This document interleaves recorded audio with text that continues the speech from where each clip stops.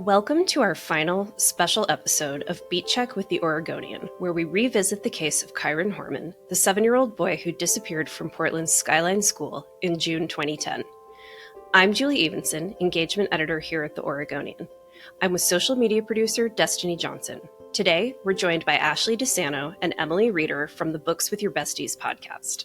So first, Ashley and Emily, tell us a little bit about your podcast and what led you to dig into the Kyron Horman case. We started Books with Your Besties with all of the intention of talking about thriller books, our great love, and because we have a book club as well called the Creepy Book Club. But we found that there was sort of an evolution for us that true crime cases are so tied to the thriller book world that we decided to delve into the true crime community and do one podcast for our Patreon members behind a paywall. And we picked Kyron Horman because it is such a special case to anyone who's heard about it. It's haunting, it's tragic, it feels personal to everyone who has seen this little boy, seen these parents and this loss. And so we've always been very moved by the case. We recorded the podcast and realized we couldn't keep this behind a paywall. It was irresponsible. This is not a solved case. And we wanted to put it out publicly and make sure that everyone was reminded about Kyron. And with the 15-year anniversary fast approaching, it was a really great time to do that. I would say also, I have a teenage son and a preteen son, and Emily and I had a conversation, and she's the one that said, if we're going to do this true crime thing, we are starting with the Kyron case. We were both in Portland when it happened. And again, it felt personal. And it feels like there's a new generation who hasn't heard of Kyron and hasn't heard of his story. And we felt like it was really important to share that. Even my sister, who's only 3.5 years younger than I am, listened and said, I learned so much, and I wasn't aware at the time. So it felt like with the 15-year anniversary, it was time to remind people this case is still unsolved. Okay, so you did touch on this like a little bit, but, I'm not a parent, and this case still resonates with me. What do you think it is about Kyron Horman's case, or maybe Kyron himself as a victim, that keeps people talking about this case after 15 years? It's a very long time to be a missing person. Yeah, this is a little innocent child who we have recorded evidence of him loving his tree frog science project and just being a little boy. And so I think the innocence and also the loss of him, the disappearance from a place where he should have been safe. And listen, I'll tell you a little personal story today that happened to me. My 9-year-old daughter, I walked her to school. She went in. I don't see her go directly into the school, but I have her on the school grounds from where I turn and walk away. And at 9:49 this morning, so that was at 7:50, at 9:49, I got a automated call that she was absent from school. And I immediately called the school and I said, nope, my child should be there. It was just an error. And luckily they were able to put eyes on my kid and find her. But the first thing I thought of was Kyron Horman. This is every parent's worst fear. And so those little tiny micro experiences, I think of any parent, just keep Kyron in the forefront of our minds. I feel like that has had such an impact on parents. I didn't have kids when the Kyron Horman case happened, but I do now. And I had a similar experience with my daughter. She's in middle school now, but when she was in elementary school, dropped her off, and later in the day got that automated call.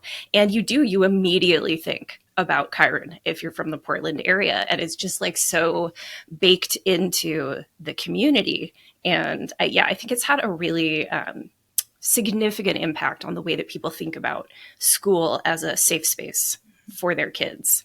So, so being parents yourselves, like, how did that affect the way that you approach this story? I will tell you honestly, we recorded an entire episode of this. Like, we recorded our Kyron episode and we listened to it and we went back and we said, that wasn't good enough. He deserves better. His story deserves better. And as parents, we really tried to look at this from Desiree and from Kane and from how they would want his story told to really bring to light everything that we found in our research. Because as parents, we just can't imagine. He vanished. It's just the way that he vanished and has never been found. And as parents, that's just something you're not able to, one, move on from, two,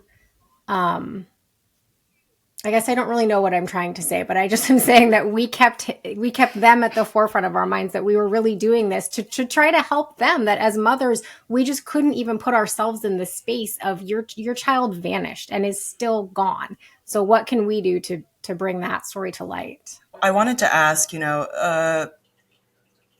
you touched on this in your podcast. A lot of people ask, why weren't the parents notified that he didn't make it to class? Why was there, no phone call home, no nothing, no teacher felt distraught about it? There's a little bit of talk. I won't spoil it too much. You guys should go listen to their episode of the podcast. But, there was a talk about a doctor's appointment, and maybe that's why teachers didn't think, whatever it may be, that wouldn't happen now. Your anecdote kind of proves that.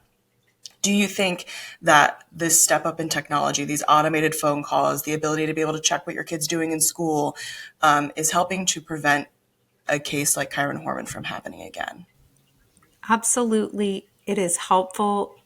They didn't know Kyron was missing until 3:30 in the afternoon.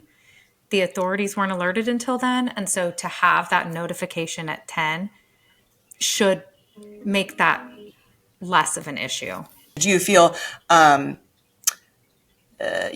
it's kind of in the consciousness of parents we talked about a little bit. Do you feel safer knowing that these pieces of technology are in place when you send your kid off to school? I definitely feel safer, and I feel like knowing I'm getting that call, because my husband will get the call and call me and say, wait, is Hunter's not at school, just because I forgot to call. So it does feel like there's more of a triage system to really notify people if a kiddo doesn't show up where he needs to be. I will also say I was a teacher at Portland Public Schools when this occurred.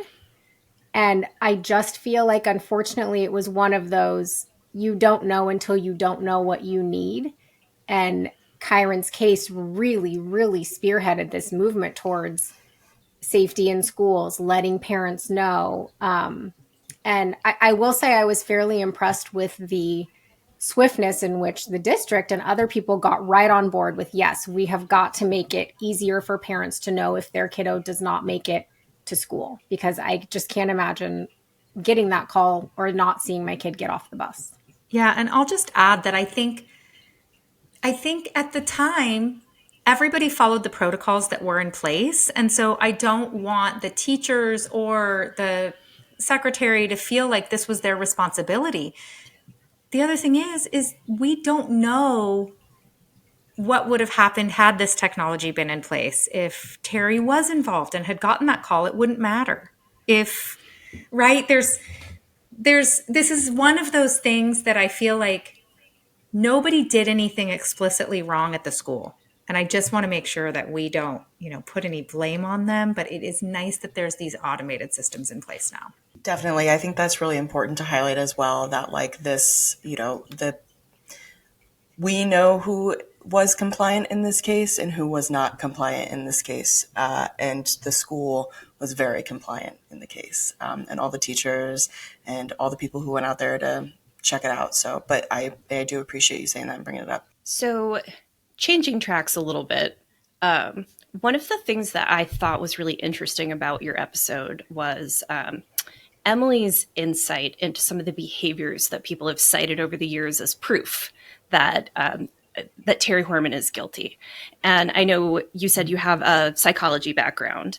Tell us about how and why you approached those elements that way. Like, maybe share a couple of examples, but that was not something that I had heard addressed with that particular case before.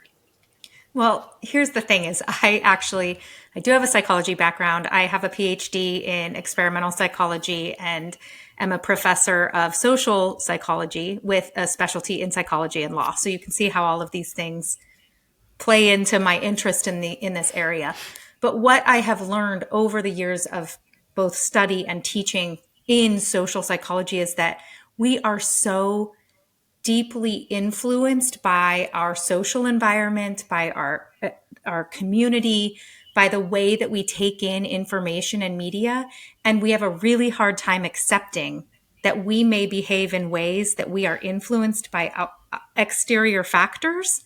We really want to believe that we are just these perfect beings who are operating entirely on internal factors. So I am very defensive about, we don't know how we would behave in any given situation.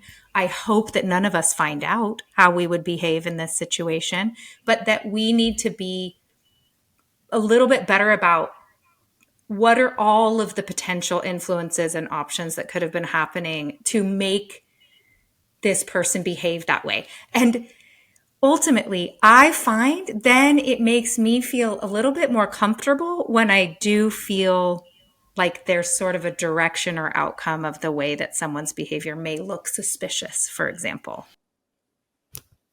So that's kind of my background and where it came from. I do a lot of ranting on our podcast about not blaming other people for things when you really don't know the way that you would react in those situations.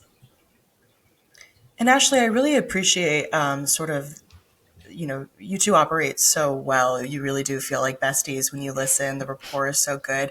But you offer, as you said, a lot of skepticism, just in general, not even just in this episode, but sort of, like overall. Why do you think it's important to talk about stuff like that and keep the skepticism in there as we discuss true crime?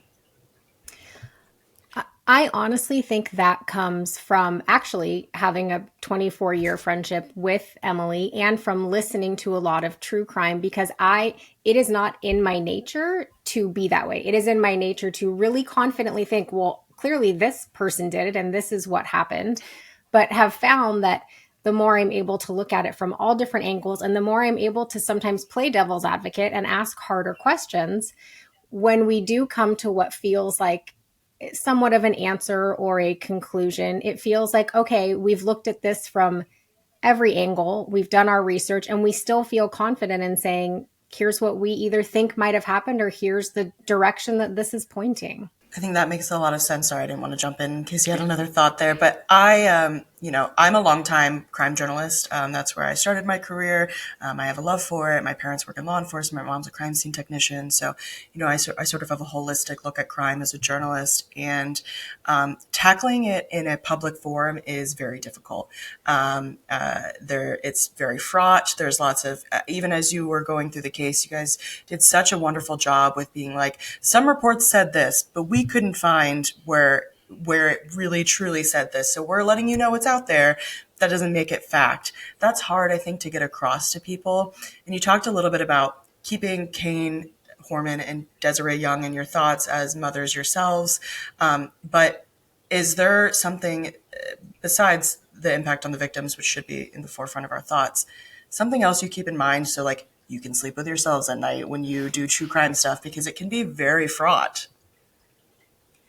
Yeah, it's nerve-wracking for sure. We want to represent things accurately. And I think it's really been surprising to us over the few cases that we've started to really investigate how hard it is to identify what the facts are from the case. That there are so many different so many different articles that will contradict each other, and it's hard for us to know what's true. And I think our biggest concern is putting anything out there that anyone would say that's not true.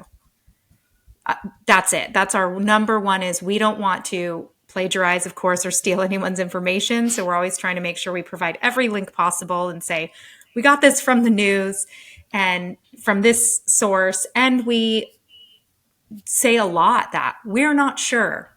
We can't find these things. And I think one of the other things that was really shocking to us is how many assertions there are on places like Reddit or websleuths.com, these sites where people go, on TikTok and Instagram reels, that people say with so much certainty something about the case that we can't find verified anywhere. And it's really easy, I think, as a consumer to look at those things and go down a rabbit hole and end up at a conspiracy theory place about a true crime. So we want to honor the victim by not doing that and not allowing ourselves to get wrapped up in something that's really far-fetched. Although it is hard not to go down those rabbit holes because you do see something that you want to be true. Like there were a few things that we really wanted to share on the Kyron episode, and we just could not run them down as facts, and we couldn't find out a way to verify them, but they felt honest and they felt important to share, but it just would be negligent to share those things. But it definitely takes a lot of time, resources, energy, and effort to decide what is important and true to share, what is important to us to share that we're going to say we're not sure if this is true, but this feels important to share, and then what are we going to leave out even though it really feels like it should be said. I mean, I relate to that very much as a journalist who approaches crime stories. Julie is also no stranger to it. We've all done our our public safety leg of the tour. But I appreciate that you two aren't necessarily beholden to the ethics of journalism, right? But you are making an honest effort to make sure that what you're putting forward is truthful and representative, because you have your own podcast empire to run, but also because you've approached it with empathy, and you can hear that when you listen to the episode, which I think is really important as true crime just becomes more and more monetized. So speaking of true crime, I have a little question for you. We talked so much about Terry Horman. You guys talked a lot about Terry Horman when this case gets brought up. You cannot avoid her. She took 2 polygraph tests that we know of. You mentioned polygraph tests are not admissible in court, which is something that we know. I was just discussing with my mom the other day about polygraphs and how I personally would never submit to one. And I don't think that indicates necessarily guilt or not guilt because they're not admissible in court. So what do you think about that? What do you think? People point a lot to these failed polygraphs as if it is the end all be all, and as if we should stop discussing this case because of them. What do you think? I have big thoughts about the polygraph. You're speaking my language.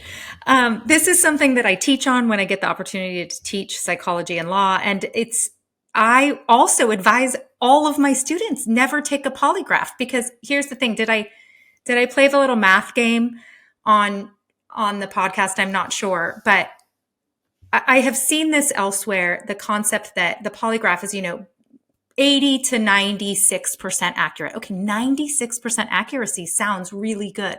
But that means if you have 100 people in a room, you're going to misclassify 4 of them. What if one of the ones you misclassify is that you misclassify the actual person who committed the crime, right? You misclassify them as innocent. Then you've got 3 people who failed the polygraph that look guilty, who are not, and you've got 1 person who is guilty, who looks innocent, and now you're focused on these 3 people. So to me, if you just look at it from a numbers perspective, you are going to have failures in this, and it is dangerous to use it as anything other than what I think the intent is by police, which is a tool just to see if it seems like there's a way that someone might go, okay, I failed, I better talk. I failed, I better tell the truth now. Other than that, it should be not used at all. I do worry that police think if you decline a polygraph that it's because you're guilty. But I would just sit down and start writing math numbers and showing them things. This is why I won't do it. So yeah, it's a really... that's why I would defend her on that. It's a really, it's a tool of physiology. My heart rate goes up if I just look at a person in the eyes. So, some of us get physiological arousal from almost nothing. If you have to make a phone call, people are like, oh no, my heart's racing and I'm sweating. I have galvanic skin response. So those are the things that they're testing for. So if you're just overly anxious when they ask you those questions, it could trigger a response. And as the lead taught skeptic, I'll say, what do you think about that, Ashley? Are you in the same vein, or do you find them a little more damning, or? I mean, I love to see when somebody fails one. I'm like, yeah, I knew it. I absolutely knew it. If it's on the side that I want it to be, yeah, I'm totally game. I'm like, yep, 100%. But I have learned from Emily and Ashley Flowers, if you listen to Crime Junkie, to never take one. that just to never take one, because there are so many reasons you could fail that are not based on if you are being honest or not. Yeah. And again, I think it's important, not for my own opinions about polygraphs, but people do. I mean, this is one of the hotly contested things on the internet, in those, Reddit forums and on TikTok and stuff. People talk about it like it weighs heavier than perhaps it might. She's living, Terry Moulton is living in a different state now, under a different name, doing a different life. And people act like those polygraphs negate her right to do that. And they don't.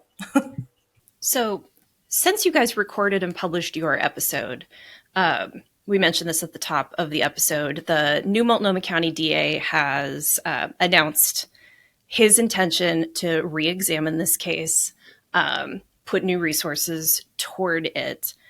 What do you think of that? So part of our episode, we listened to Desiree. She spoke at an event last year, True Crime Northwest, and some of the things that she shared that, again, are her story, and we cannot say if they are factual or not, really made us say, whoa, there is a lot that we have not heard about this case that seems like information that could be extraordinarily helpful to figuring out, solving, helping the situation. So I think if he is saying that he's going to open this case again and continue to have more resources and work on it, I would hope that he's being sincere, because it does feel like there are either stones that have been unturned, or because of the DD immunity, that there are things that have been not shared with the public that are pretty important to solving this case. What do you think, Em? I agree. I feel like anytime you can take evidence, and especially 15 years later, there may be new tools, new resources.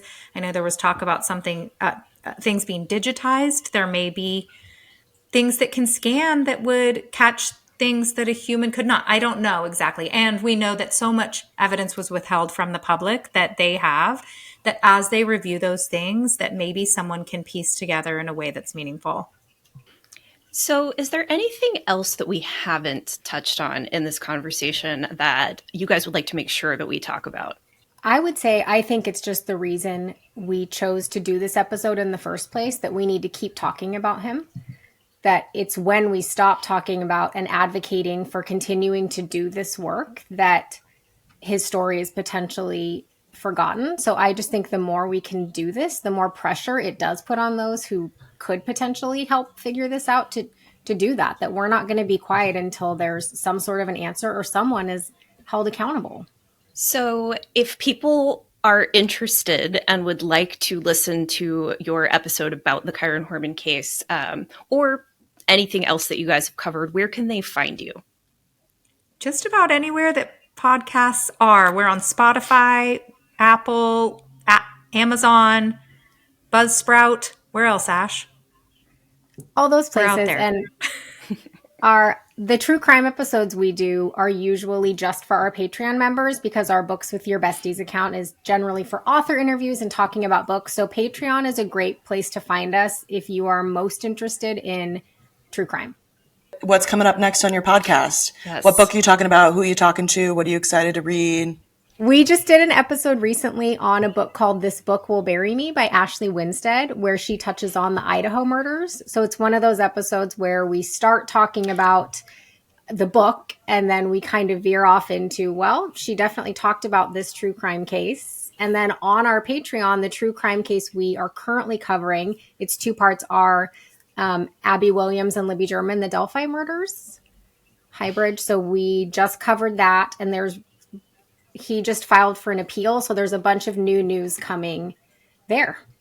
I'm interested in that Idaho episode. Mm-hmm. It's a very fascinating case. It is. We can't stop consuming material about it just because it's haunting also. I do hope that as somebody who has spent a lifetime in crime, that you do a little bit of self-care to sort of, Listerine the brain after doing a little bit too much of true crime reporting. But we really appreciate the effort that you're making. And you guys have a great and fun podcast outside of the murder stuff. So I really appreciate you taking time to come and chat with us. Thank you so much for having us. Yeah, thank you for the opportunity. Thank you. Thanks so much for listening to our conversation today. You can find more at OregonLive.com. For the latest on the Kyron Horman case, go to www.OregonLive.com/topic/Kyron-Horman. Join us next time for another episode of Beat Check. If you like this show, give us a 5-star rating and review on Apple Podcasts. It really helps people find the show. And tell a friend. Help spread the word. The best way to support our journalism and stories like this one is a subscription to the Oregonian/Oregon Live. You can do that at OregonLive.com/pod support. Until next time.